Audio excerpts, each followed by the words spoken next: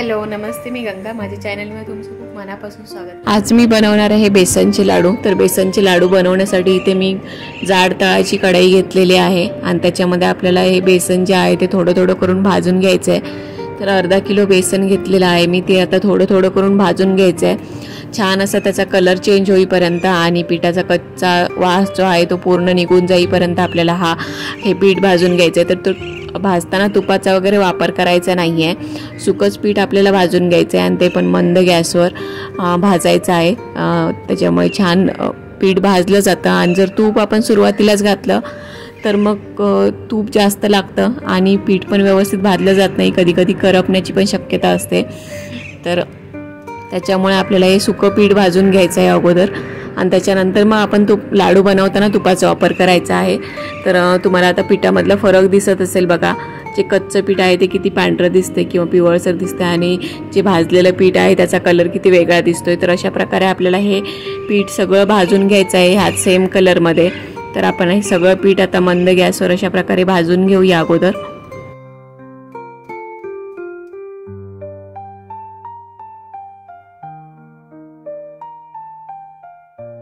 तर हे बघा सगळं पीठ मी भाजून घेतलेलं आहे आणि आता हे मिक्स करून घेते एकत्र सगळं आणि सेम कलर येईपर्यंत सगळं पीठ भाजून घेतलेलं आहे. आता आपण ह्याच्यामध्ये साखर ॲड करायची आहे. तर पीठ मी मिक्स करून घेते अगोदर आणि तोपर्यंत थंड करत ठेवते. तोपर्यंत आपण पिठी साखर बनवून घेऊया.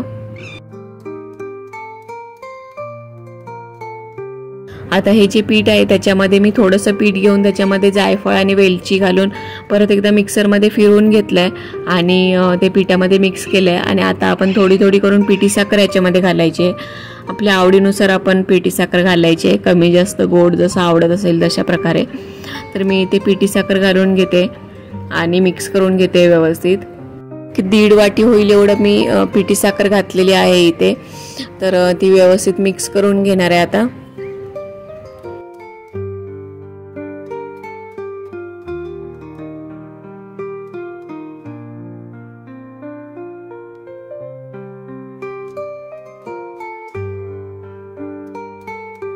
आणि लाडू बनवण्यासाठी आता इथे तूप पण मी गरम करून घेते. तूप आपल्याला जास्त गरम करून घ्यायचं नाही, फक्त पातळ होईपर्यंत ते गरम करायचं आहे.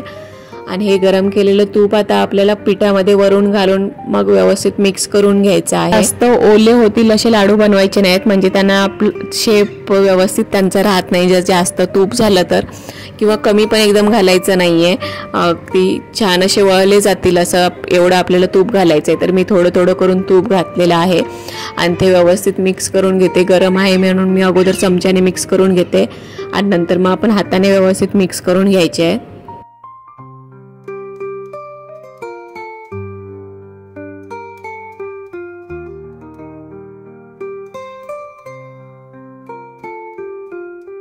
तूप घातलं आता मी हाताने व्यवस्थित मिक्स करून घेते. आणि जर आपल्याला तूप अजून लागलं तर अजून आपण घालून घेऊया. पण अगोदर मी मिक्स करून बघते हाताने किती तूप लागलेलं आहे ते.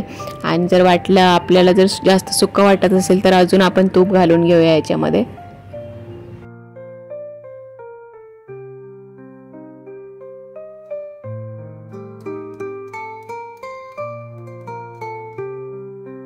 मगाशी मला जरा पीठ जास्त सुकं वाटत होतं म्हणून मी अजून तूप घातलं आणि व्यवस्थित मिक्स करून घेतलेलं आहे. हे बघा अशा प्रकारे तूप जास्त पण घातलेलं नाही आहे. अगदी छान असे लाडू वळले जातील एवढं मी तूप घातलेलं आहे. आणि आता आपण हे लाडू व्यवस्थित वळून घेऊया. अगदी सहज लाडू वळले जात आहेत बघा. आणि वरून मी एक काजूचा तुकडा आणि एक मनुका लावते, छान दिसतात. आणि हे छान असे वळून घ्यायचे आहेत. आणि नंतर मग थोडा वेळ आपल्याला हे असेच ठेवायचे आहेत, लगेच भरून ठेवायचे नाही आहेत डब्यामध्ये, म्हणजे त्याला सेट व्हायला जायचं थोडा वेळ आणि 1-2 तास तरी. आणि त्याच्यानंतर मग आपण हे भरून ठेवायचे आहेत. तर हे बघा अशा प्रकारे गोल गोल फिरवल्यानंतर छान लाडू तयार होतात. तर अशा प्रकारे आपण आता हे सगळे लाडू वळून घेऊया.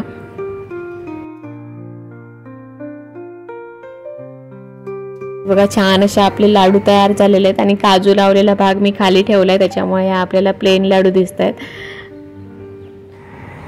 तर आजची ही रेसिपी तुम्हाला कशी वाटली ते मला नक्की कमेंट करून सांगा. आणि जर आवडली असेल तर व्हिडिओला लाईक करा, शेअर करा आणि माझ्या चॅनलला जर तुम्ही अजूनपर्यंत सबस्क्राईब केलं नसेल तर प्लीज सबस्क्राईब करायला विसरू नका.